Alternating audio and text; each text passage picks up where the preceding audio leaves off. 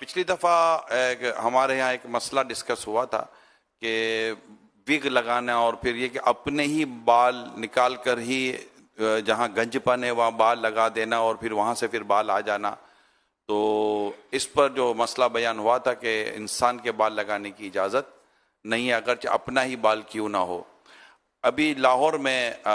ملاقات کے دوران اجتماع کے بعد جو ملاقات ہو رہی تھی تو اسی دوران ایک اسلامی بھائی آئے اور انہوں نے آ کر کہا کہ وہ پچھلی دفعہ مدنی مذاکرے میں نے یہ موضوع یہ بیان سنا تو مجھے تو نہیں پتا تھا کہ اس کی منع ہے, تو میں اپنے یہاں ہی کے بال نکال کر میرے لگائے گئے ہیں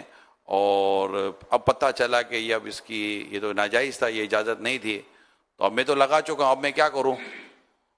اب میرے لیے کیا حکم ہے. اب میں مدنی مذاکرہ دیکھوں گا تو آپ ضرور پوچھنا میری طرف سے کہ اب میں کیا کروں. تو میں کہا میں پوچھ لوں, مجھے یاد آ گئے بیچارے اتنی لمبی لائن میں ملاقات کر کے آئے تھے یہ بتانے کے لیے اب میں کیا کروں. نکلیں گے تو نہیں, یہ اگا دی ہے نا, تو جیسے کہ وہ ٹک ٹاک بناتے ہیں اور ٹک ٹاک آسانی سے نکلتا ہے یا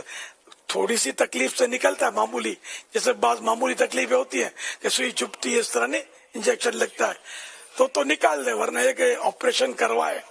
اس کی تو ظاہر ہے کہ بہت تکلیف ہو جاتی ہے اس میں, تو معاف ہے توبہ کرے. اس میں بھی بازار تو یہی سمجھ میں آتا ہے کہ اگر اس کا آپریشن کروانا پڑتا ہے اور کوئی لمبی چوڑی تکلیفوں کا سامنا ہے تو جو گناہ کر لیا اس سے توبہ کرے. مفتی صاحب جیسے فرمائیں. جی ہاں, توبہ کرنے کا ہی حکم ہے اس صورت میں, اپنے اس گناہ سے توبہ کریں.